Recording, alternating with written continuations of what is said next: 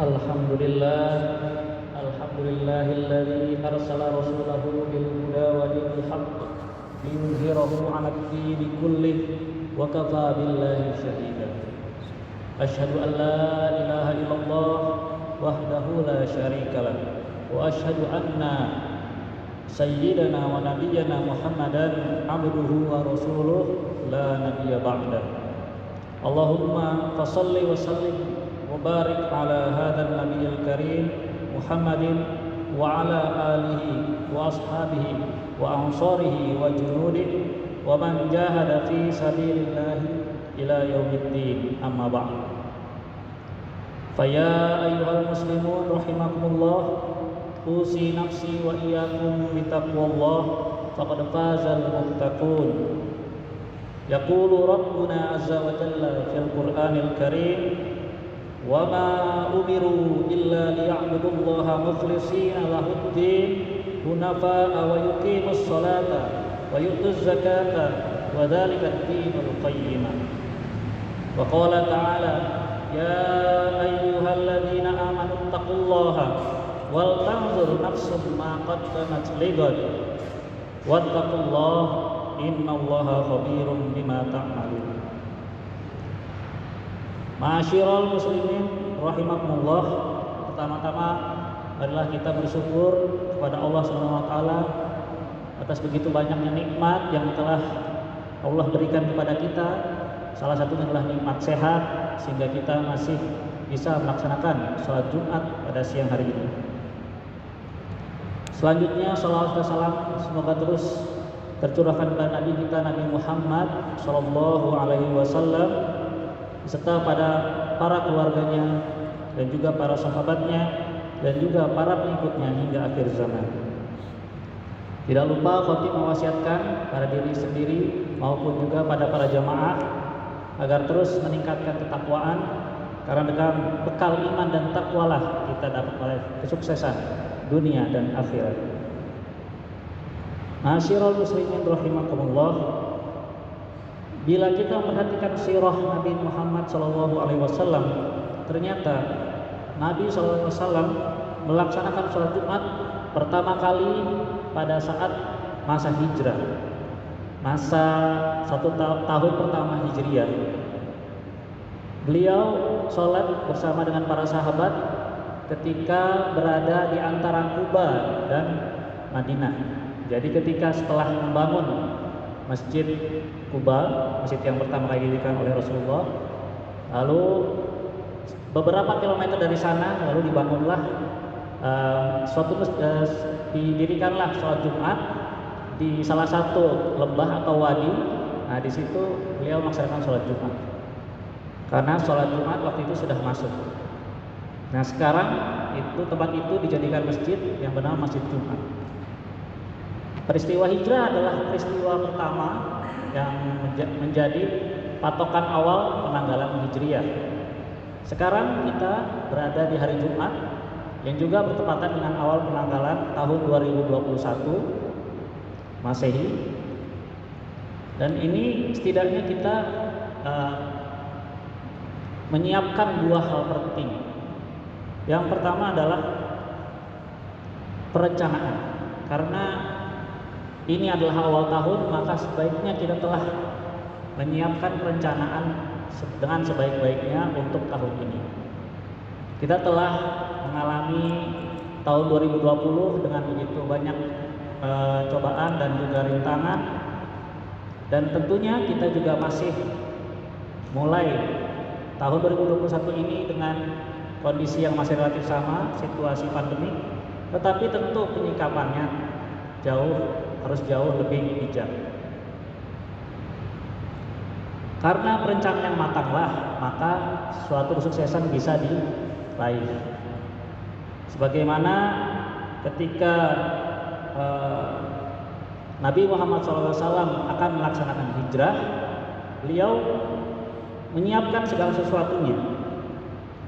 Beliau menyiapkan yang pertama proses hijrah, yaitu proses hijrah dilaksanakan secara berangsur-angsur, tidak berombongan. Mengapa demikian? Karena ketika melaksanakan rombongan maka akan terlihat oleh kaum musyrikin Mekah lalu akan dihabiskan. Ini dilaksanakan berangsur-angsur. Dan juga ketika pelaksanaan hijrah, Rasulullah juga meminta beberapa kerabat untuk seperti Ali bin Abi Thalib menjadi pengganti Rasulullah di pembaringannya. Dan juga rute yang diambil saat hijrah itu juga rute yang tidak biasa dilalui oleh rute orang melakukan perjalanan dari Mekah ke Madinah. Ini semua dipersiapkan dengan matang. Bahkan untuk bersembunyi di Gua Sur selama 3 hari, Rasulullah juga sudah menyiapkan siapa yang menjadi pembawa bekal makanan, siapa yang akan menjadi petunjuk jalan, siapa yang akan mengupdate informasi yang terjadi di Mekah, pengejaran kaum kafir Quraisy, semua dipersiapkan dengan matang. Ini menunjukkan bahwa Rasulullah memberikan teladan kepada kita untuk merencanakan sesuatunya itu dengan matang. Sebagaimana ayat yang tadi telah disampaikan di surat Al-Hasyr ayat 18, bahwa sesungguhnya ya ayyuhalladzina amanu ittaqullaha wa tanzur nafsum ma qaddamat lighad. Artinya ya ayyuhalladzina amanu, bertakwa, wahai orang-orang beriman, bertakwalah kepada Allah dan juga perhatikan apa yang telah kamu lakukan atau apa yang kamu perbuat untuk hari esok. Wattaqullah innallaha khabirum bima ta'malun. Dan bertakwalah kepada Allah, sesungguhnya Allah Maha mengetahui apa yang kamu kerjakan.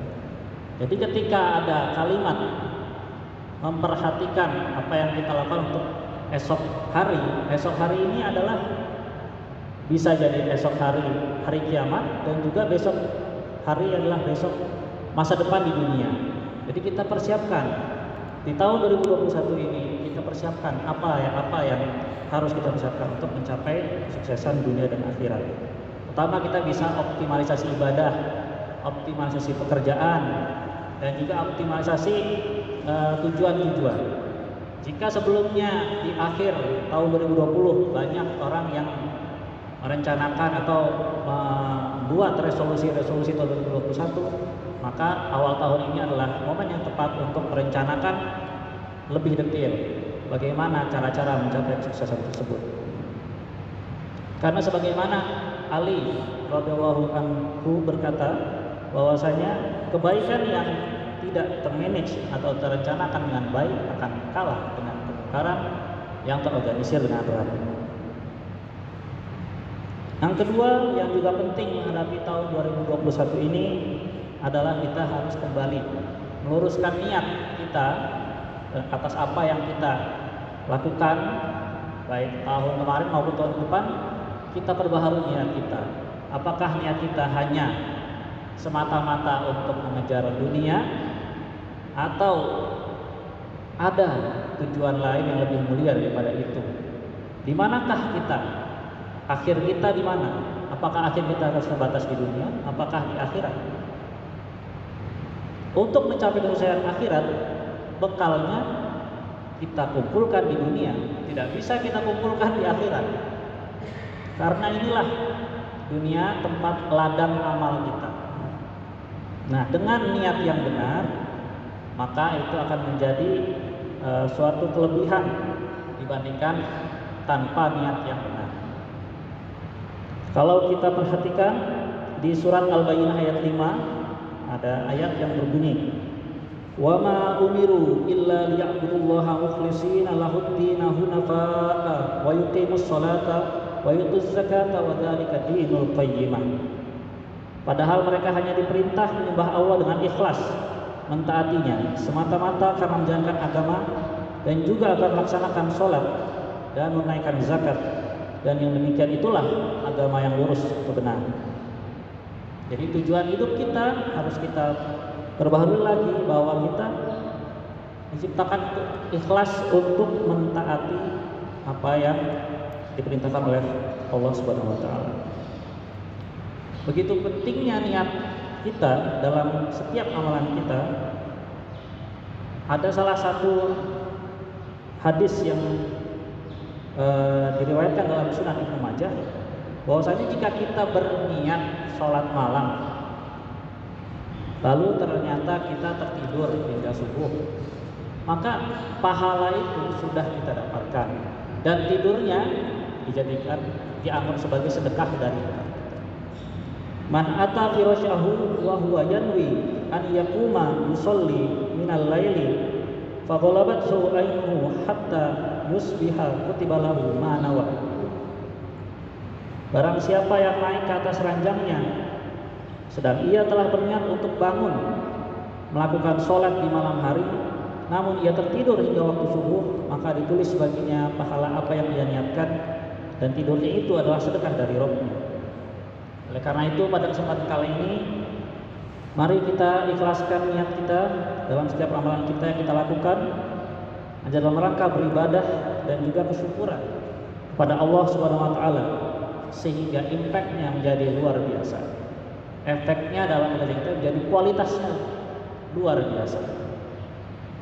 Bayangkan seorang karyawan yang bekerja dengan hanya berniat untuk mendapatkan gaji setiap bulan, begitu pun seterusnya, datang pagi, sore, pulang sore, lalu dapat ngambil gaji, begitu pun selanjutnya.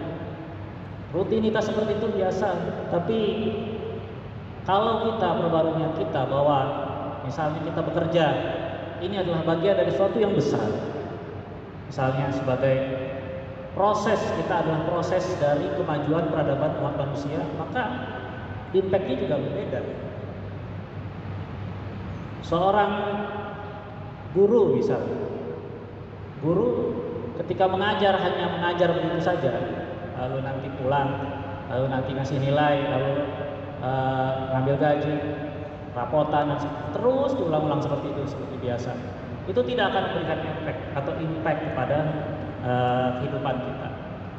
Tapi bila seorang guru itu menjadikan mindsetnya adalah mencerdaskan generasi penerus masa depan bangsa dan juga agama, maka efeknya akan luar biasa.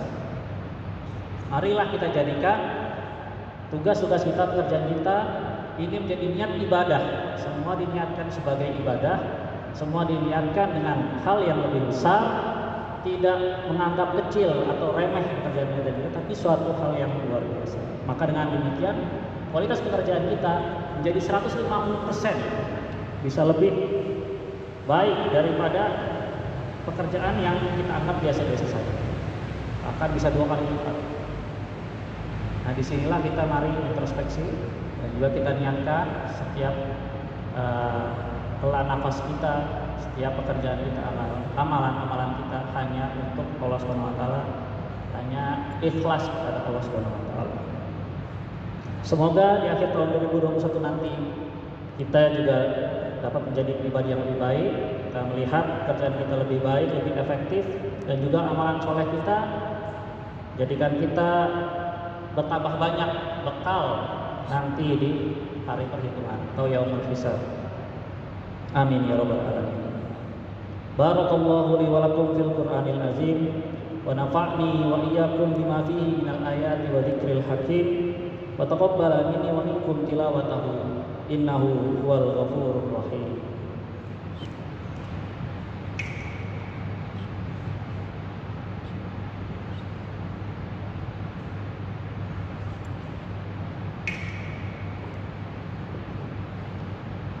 Alhamdulillahirabbil alamin wassalatu wassalamu ala nabiyyina Muhammadin khatamul anbiya'i wal mursalin wa ala alihi wa ashabihi ajma'in.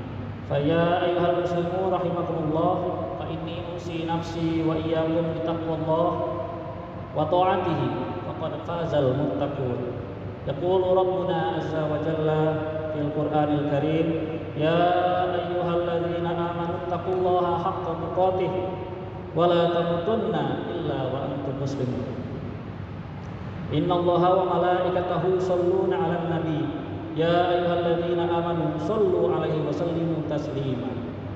Allahumma sholli wa sallim wa barik 'ala nabiyyina Muhammad wa 'ala alihi wa radallahu 'ani sahabati ajma'in. Ani Abu Bakr wa Umar wa Utsman wa Ali wa an baqiyati sahabati ajma'in. وعن التابعين وأتباعهم إحسانا إلى يوم الدين وعلينا معهم برحمتك يا أرحم الراحمين. اللهم اغفر للمسلمين والمسلمات المؤمنين والمؤمنات الأحياء منهم والأموات وارفع لهم الدرجات فيا قضي الحاجات. ربنا ظلمنا أنفسنا وإن لم تغفر لنا وترحمنا لنكونن من الخاسرين. ربنا آمنا بما أنزلت واتبعنا الرسول فاكتبنا مع الشاهدين. ربنا لا تزغ قلوبنا بعد إذ هديتنا وهب لنا من لدنك رحمة إنك أنت الوهاب. ربنا آتنا في الدنيا حسنة وفي الآخرة حسنة وقنا عذاب النار. عباد الله إن الله يأمر بالعدل والإحسان وإيتاء ذي القربى وينهى عن الفحشاء والمنكر والبغي يعظكم لعلكم تذكرون. فاذكروا الله العظيم يذكركم وعلى نعمه يزدكم ولذكر الله أكبر والله يعلم ما تصنعون. أقيموا الصلاة.